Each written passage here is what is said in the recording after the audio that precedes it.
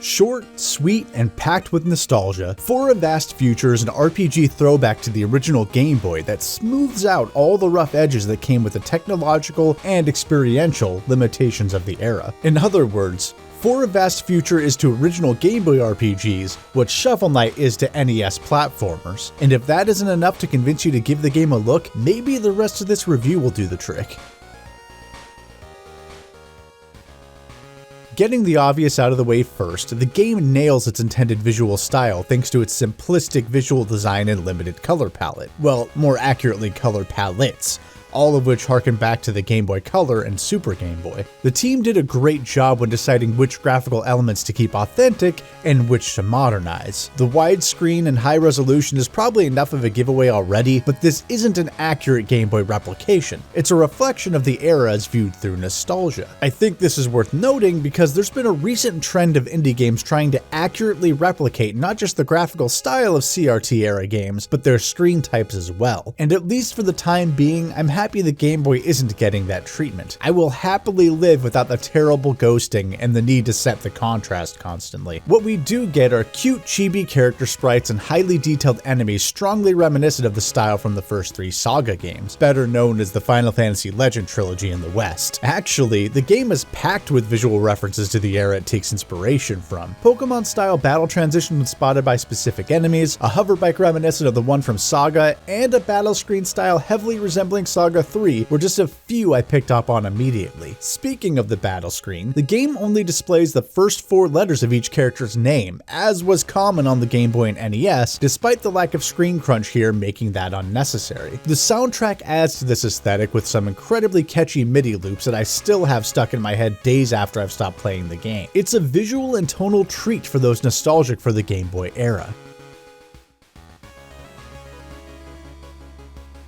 In contrast, the game's maps and dungeons are its most mundane element. Not necessarily boring to traverse, but not overly interesting either. They are short, sometimes maze-like, and filled to the brim with enemies and treasure. Oh, and said enemies are all clearly visible and avoidable on the map. There are no random battles here, which I know a lot of players will be happy to learn. The dungeons look more interesting than they actually are, introducing a light gimmick here and a couple paths to find switches there. You'd think these conveyor belts were linked to some kind of traversal puzzle, but nope, they're just set dressing. The dungeon design is reminiscent of the game's For a Vast Future takes inspiration from, but it's a title that usually borrows the best elements of its inspiration and retools them for modern sensibilities. Perhaps this is one of those things that should have been improved upon. I mean, hey, Saga 3 had a jump button. Maybe they could have done something with that. I want to reiterate that the dungeons aren't bad, they're just basic. They don't detract from the core experience because they don't really have time to. Long before most people will notice the simplicity of these areas, they'll reach the end of them, and almost every dungeon offers a shortcut to the exit so the player won't have to walk the same path twice. Exploration overall is a very linear affair, traveling from one pre-designated area to the next until you find a very obvious and artificial roadblock that you can only overcome by completing the current zone's dungeon. It's not a large world. You can travel from the first zone to the last in only a couple of minutes once you've cleared the path, but the briskness of traversal works to the game's benefit. There are little touches throughout to keep things moving, like no battle results screen. Instead, you see the icons of the items you won zoom towards your character and automatically fill their inventory. You also get a fast travel system very early on, which lets you instantly warp back to any area you've already been to. There is no wasted time in For a Vast Future. It's one of the leanest and snappiest JRPGs I've ever played, and this carries over the way the dev team decided to tell their story. The game walks a razor's edge of being charmingly simplistic and insultingly archaic when it comes to its storytelling. For a Vast Future follows Shell, a scrap hunter in a post-nuclear sci-fi setting, as she helps a newly awakened robot named Darius discover the truth of his origin. Of course, it doesn't take long for this seemingly simple task to evolve into a journey to save the world. It's a solid if simple premise that's presented through some pretty bare-bones dialogue and character beats. Scripted scenes don't go much farther than a sprite walking on screen to say, "Hi,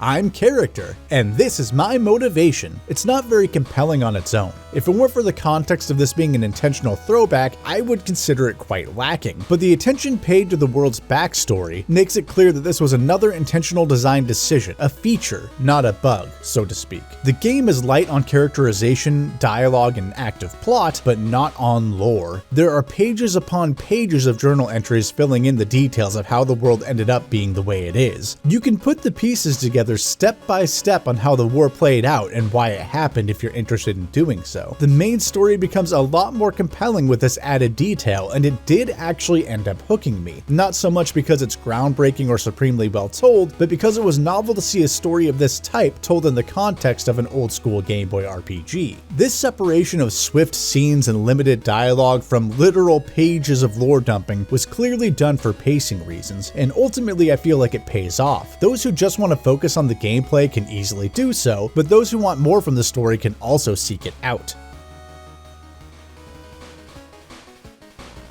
While the story and pacing are both handled well, what really won me over about For a Vast Future was the ingenious way it handles character growth and item management, and how they impact the battle system. There's a sort of memey hot take about RPGs that you may be familiar with. In a world where guns exist, why would the party use anything else? Well, For a Vast Future answers that by giving everyone guns. This made the combat immediately more compelling to me than most JRPGs, because there are no free offensive actions. This too is a throwback to the Saga series, which gave every weapon a durability counter, but here every attack action requires either bullets or an item, and unlike the Saga games, this pool of expendable resources is shared by the entire party at once. There are several different bullet types the player can use, each with different elements and effects, but only one party member can have a particular set equipped at a time, excluding the basic bullets, which can be used by everyone no matter what. It's a fun twist on common JRPG tropes, arming everyone with the same weapon but giving them the ability to swap ammo on the fly. For example, while it may seem like a good idea, the player can't have their entire team spamming explosive rounds. This encourages the player to experiment with the different ammo types to find out what works best for each enemy. Of course, all the ammo types can be useful in the right situations, but one bullet type that didn't really work for me was the delay bullet. The game works off of a sort of ATB system where you can briefly see whose turns are going to come in what order due to their speed stat, and delay bullets do exactly what they sound like, delay the enemy's turn slightly, but they also do minuscule amounts of damage. There is an upgrade you can get to make these bullets do more damage later in the game, but even with that upgrade I never found using these bullets worth the effort involved. It was a very creative idea, but there was never a reason to delay a boss's attack at the cost of damage when I could easily keep up with the healing required to keep my party alive without them. I'm guessing they'd be a lot more useful for players attempting a low-level game or challenge run, but that just isn't the type of experience I tend to go for. Admittedly, I'm mostly stuck to using basic rounds and the piercing rounds that ignore enemy defense, due to my long-held RPG hoarding habit, but For a Vast Future is designed to steer you away from that mindset, because if you rely on the basic bullets too much, then you'll run out fast. These bullets aren't just your fallback shots, but also a currency you can trade for the other, more powerful types of bullets. Learning what type of shots to use and which bullets to have on hand for each dungeon is the key to determining whether or not you'll need to farm for more. I don't want this to make the game sound grindy though. If you ever do run low on bullets, you can easily go to an earlier zone and get all you need within only a handful of minutes. This resource rationing carries over to the game's item system,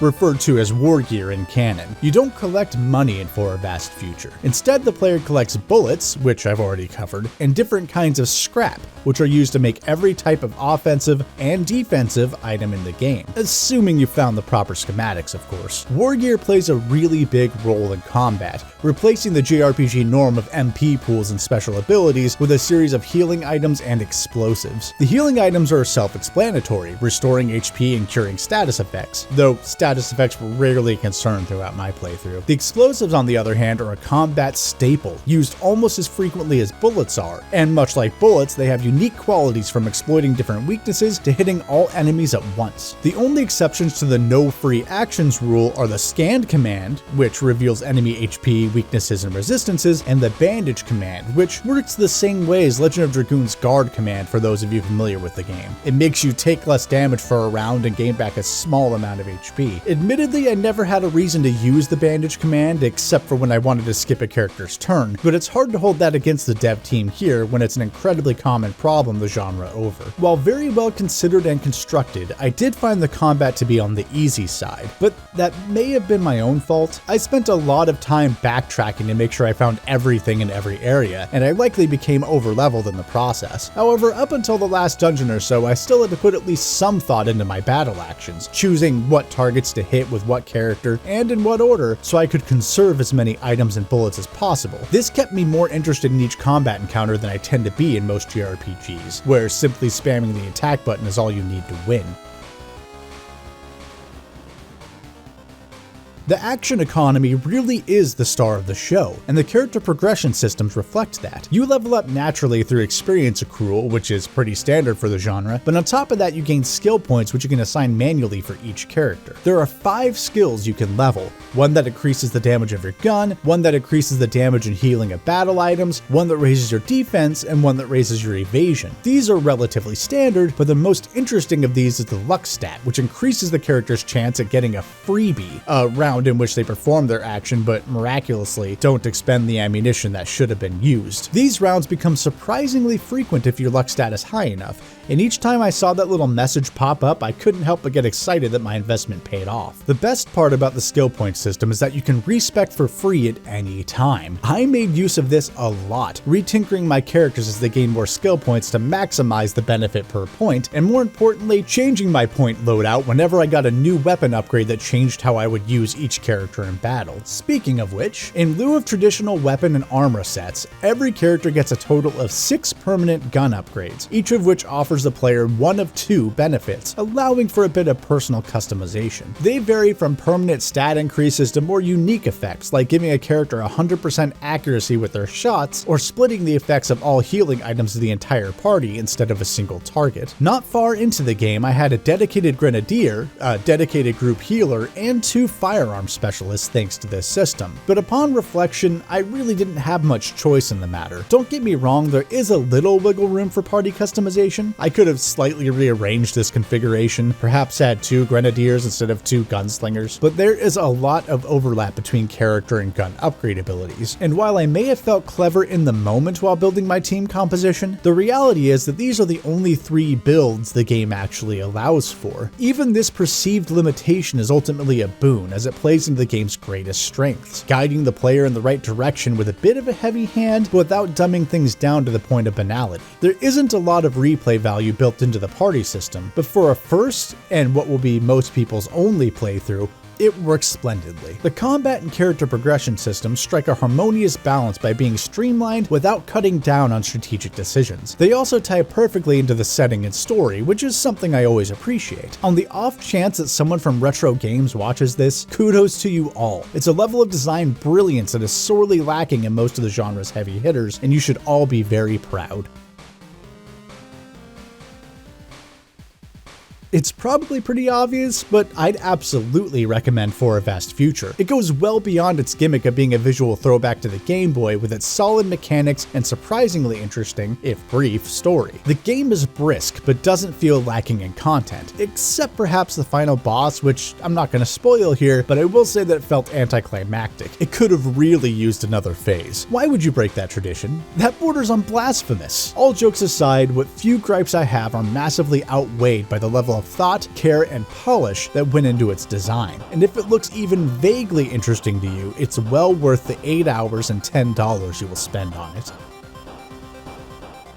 Thank you all so much for watching, commenting, sharing, and subscribing. It really helps my channel grow. I'd like to thank Retreaux Games for giving me a review copy of the game. As a small channel, opportunities like this really mean a lot to me. Plus, the game was fantastic, so a double thank you there. Of course, I'd also like to thank my contributors on Patreon and Subscribestar: Caffeine, Charlotte Sommers, Gabe Nunez, and Nikol Hypa. For those that don't know, I have some rewards planned once I reach specific milestones. At 5,000 subs, I will review either the Persona or Suikoden series. Once I reach 20 consistent backers, I'll review either Legend of Dragoon or Lost Odyssey, and at a steady $100 a month, I will review any duology. So something like The World Ends With You or Nier or Dark Cloud. I'm definitely open to suggestions here as long as it's exactly 2 connected games. I'm not going to review 2 of the 4 Xenoblade titles or something like that. The incompleteness would drive me nuts. Anyway, I hope you all liked this because I've got 2 more indie RPG reviews coming in the near future and something really special planned for December assuming all goes well. At least special to me. I want to give one last thank you if you stayed until the end of this video, and I hope you all have a wonderful day.